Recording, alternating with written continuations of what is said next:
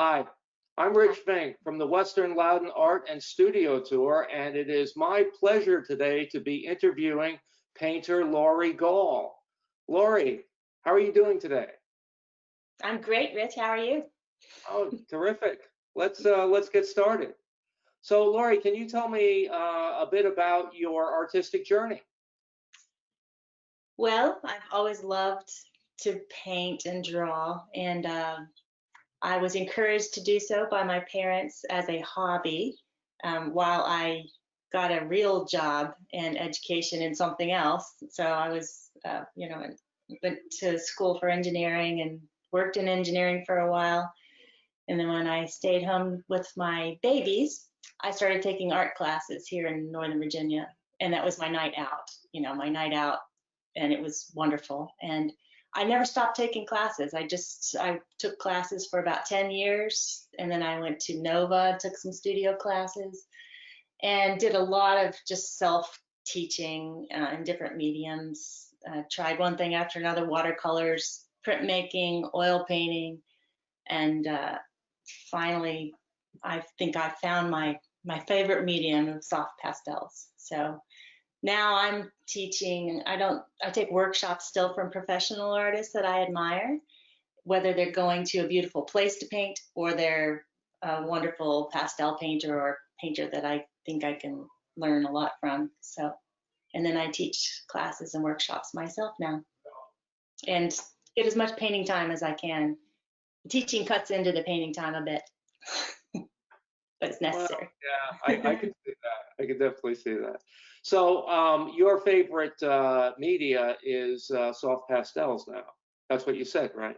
Are you still doing any work with the watercolors and oils? I do occasionally, and I really would like to get back into the oils, and because what I love. There's beautiful things about each medium, and there's disadvantages to each medium too. I love the look of oil paintings. I love the classy, beautiful, rich surface. And so I have taken a couple of oil painting workshops lately, and I keep planning to get back into it. But what's interesting is when you try to go back from pastels to any other medium, was you have to get back into color mixing and using your brushes. And the pastels are so immediate. You pick up the color you need, you put it on your canvas, and you pick up the next color you need. There's no color mixing, there's no brush washing. It's immediate, and it's hard to go back sometimes. I lose, I don't patience, but I'm determined to at some point. Well, and the other thing that you haven't mentioned about oils is it takes forever for them to dry. Yeah, true.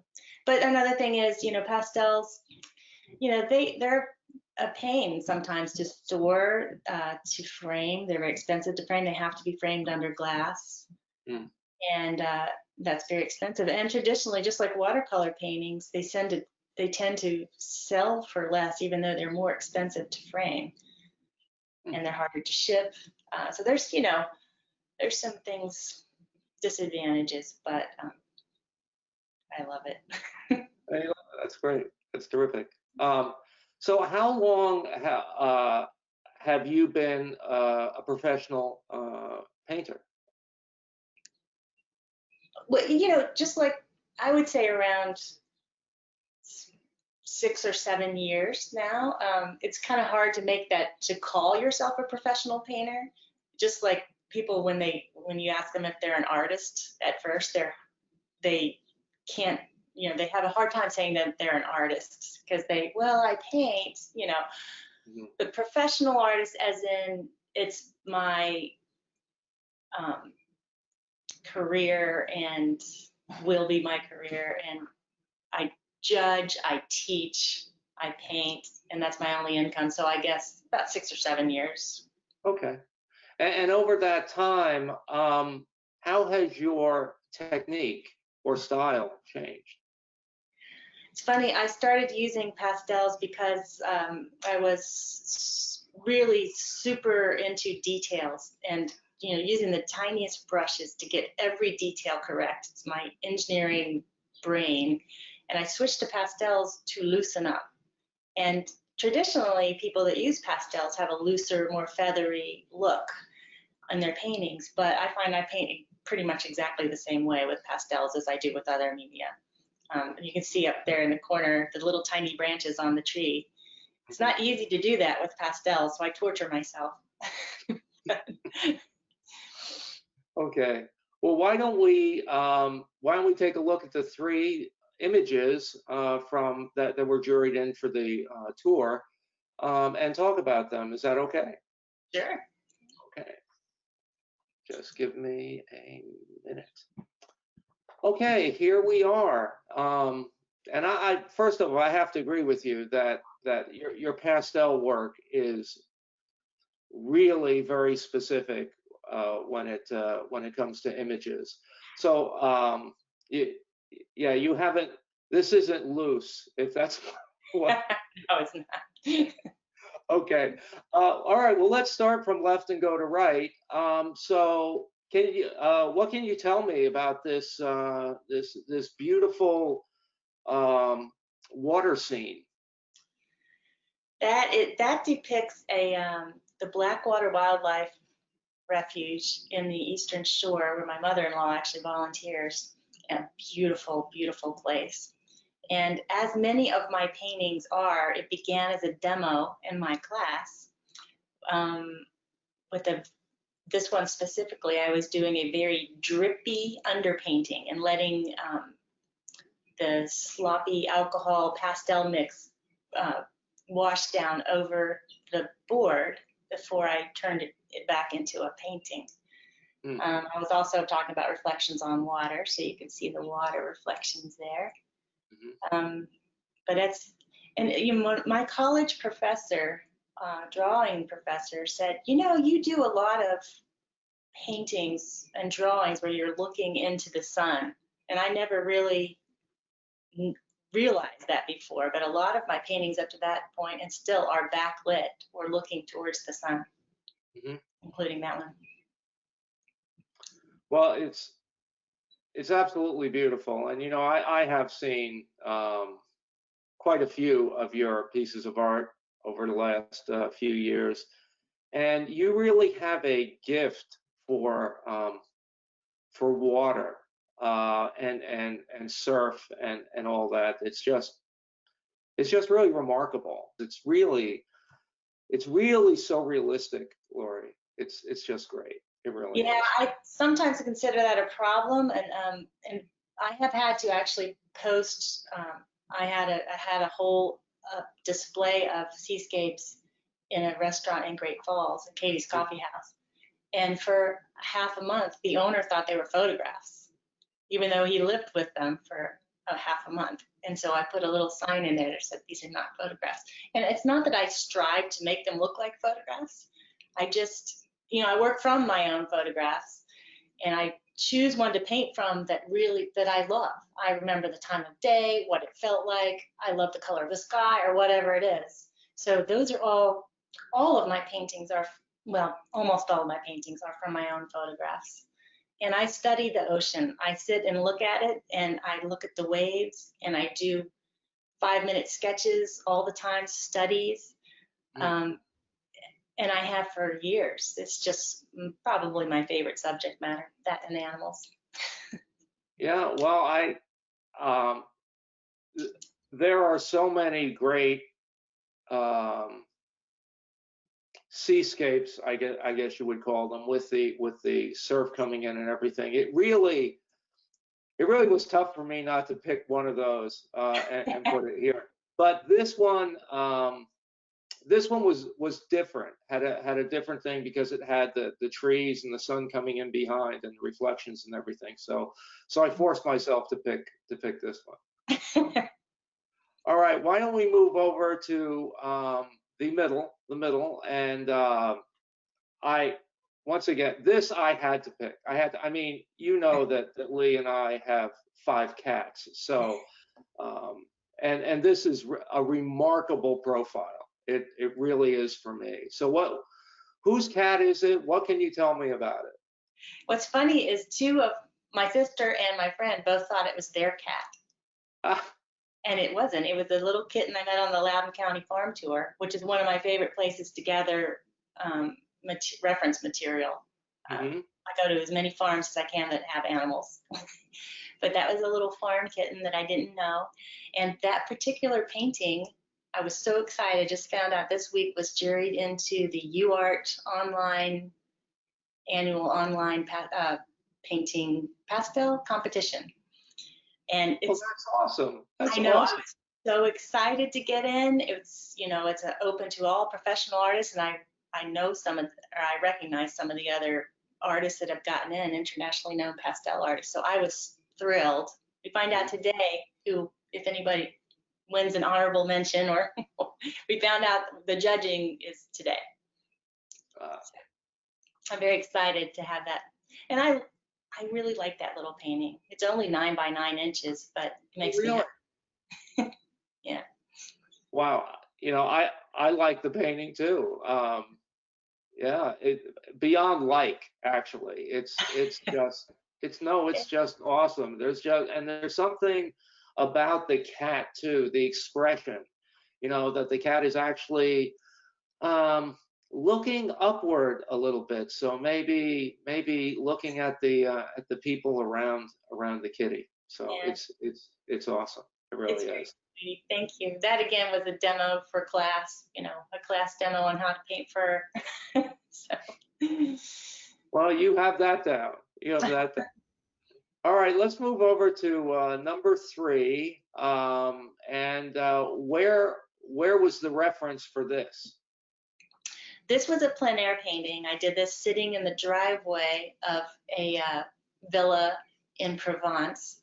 I finally realized my dream of going to France and painting for a week. I went with Kurt Schwartz, local painter. He teaches at the Art League in Alexandria. But that was our driveway, looking out of our garage, and we painted there a couple of mornings because, beauty everywhere. That's a little town called Saint-Cécile-les-Vignes in Provence. Wow. So what time of day was this? Was this early in the morning, did you say? It's morning, yep. And morning we would sit and have our coffee and paint around the pool or in the driveway, and then we'd head out to a different beautiful venue each morning after that and paint, and then meet for lunch or a picnic, and then we would paint again in the afternoon, or not.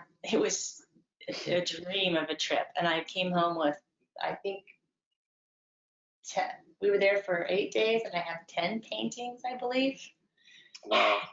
All plein air, which is a good exercise for me, painting in plein air, because it forces me to be looser and quicker and not agonize over everything like I can tend to do. So did you feel like you were back in the 1920s, being a painter in France? I can, fantasize about that. I do think that feeling is still there. For instance, we went to St. Paul Asylum, where in the town of Saint-Rémy, where Vincent van Gogh was in the asylum, and painted all over the place.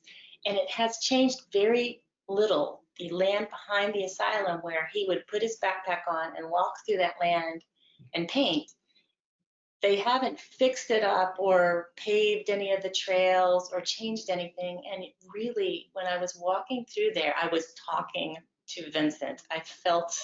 You could see places where he sat or stood and painted, and I did the same. And it was really thrilling. Oh, that's great. And you were also seem to be following his type of routine in a way, because Vincent would get up in the morning and go out and paint for 8 hours like he had a job. Yeah. I mean, he was very determined to get the work done. Yeah. And apparently you were too, because you started with your coffee and you painted this, and then out you two went. That's great. It's just terrific. Yeah. It's a good life. I think I could do it for a while if I had the chance. Had a chance, more than a week, right? More than Right. a week. Yeah. Well, I was supposed to go back this year, but you know, that's not going to happen. No, no, I wouldn't be. I wouldn't be in a hurry to get on a plane anytime soon. Fortunately, there's so much beauty around here. We can Oh always find a place to paint. yeah, yeah, I agree. I agree. Okay, we're gonna whisk away these three incredible paintings of yours, and then we're gonna chat for a little bit longer. Okay. Mm-hmm. Yeah. All right.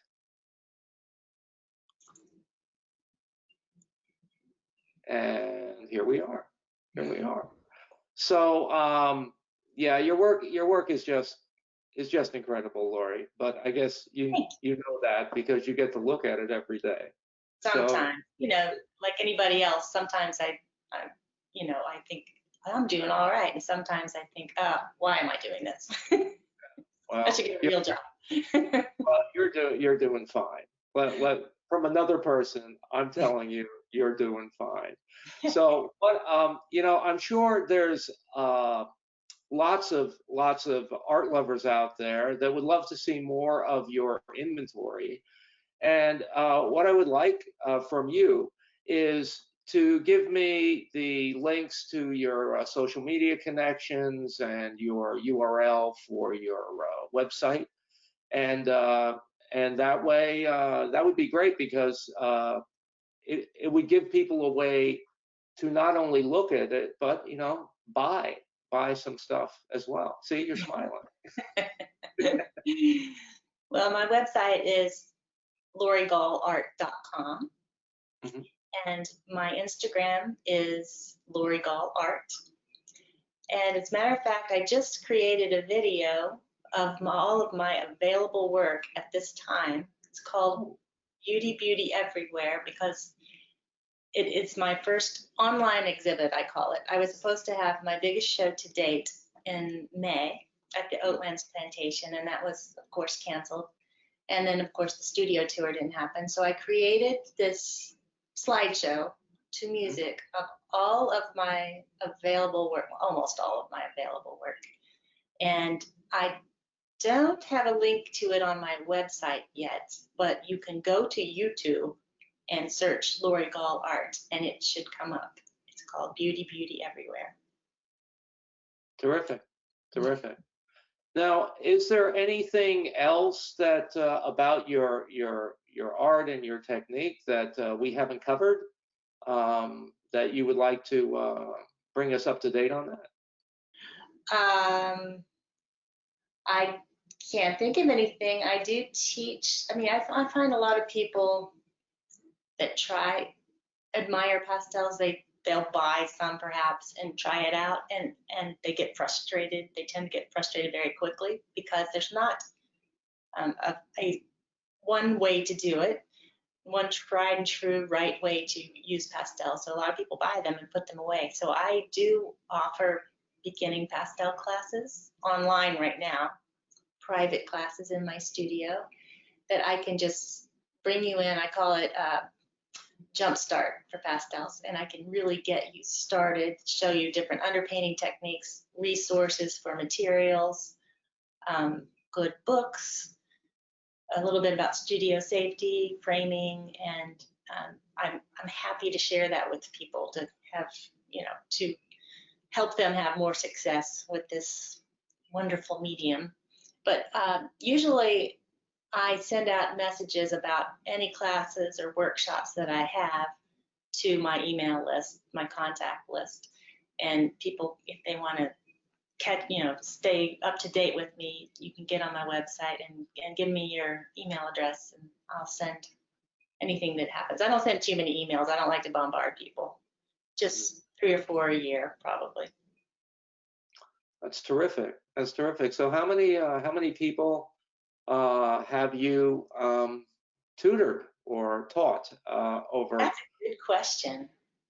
I would say at this point, you know, it's probably over 100 at this point, because I've been teaching at the Great Falls School of Arts. I've been teaching children, homeschooled children, and I've now taught at the Oatlands, the new greenhouse studio at the Oatlands, and I've taught workshops through Artists in Middleburg, And so there's probably hundreds of people. That's I great. hope. Oh, that's great. It's terrific, terrific. Okay, well, it has been a wonderful chat with you, Lori. You too, And, Rich. oh, thank you, thank you. And I have two things no, three things that I definitely want from you. One is to stay safe. Second is to be healthy, and the third is to have a great day. Oh, you too, Rich. I miss you guys. Miss you too. But hopefully, in the near future, we won't have to just be regulated to go to meeting. Yes. Okay. But this was great. Thank you for doing it. Oh, you're welcome. Have a great day. You too, Rich.